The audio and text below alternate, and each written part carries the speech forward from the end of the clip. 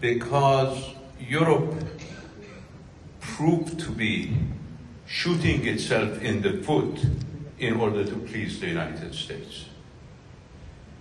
Europe, the exercise of the so-called snapback, I say so-called because you search the entire JCPOA, the entire 2231, and you won't find the word snapback. Not because we didn't think of it, because if you look at the documents that are all reflected in my book, you see the word snapback, but we managed to remove it. It's called dispute resolution mechanism. And Europe had no right, and it knew that it had no right. Even Joseph Borrell had to withdraw the letter that it circulated on behalf of the EU on the dispute resolution mechanism, because Iran had invoked the dispute resolution mechanism from 2nd September 2016, that is, while Obama was still in office.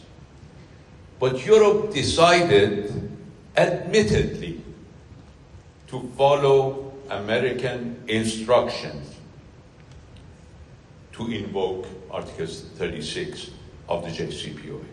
Rubio shouted at the Europeans, yelled at the Europeans for them to go ahead and basically disempower themselves from playing any role in the Iran nuclear issue. The Europeans could have held the most important role because the US was not part of the JCPOA. Europe was still part of the JCPOA, and Europe could have played a major role. So what did Europe gain by invoking 36? Absolutely nothing. And you read the national security strategy of the United States just published yesterday, it seems that based on that national security strategy, Europe is the greatest threat to democracy. That's the actually benefit that our European friends got from basically shooting themselves in the foot to please Donald Trump. So my suggestion to Europe, and this wasn't just the case with Trump. Let me give you just one example, Teresa, if I can. We signed an agreement with Airbus to purchase 118 Airbus airplanes in February 2016.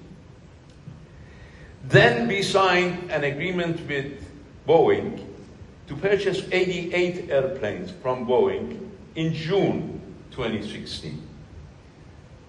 In September 2016, when I threatened to invoke paragraph 36 of JCPOA, the Americans, the Obama administration, provided license.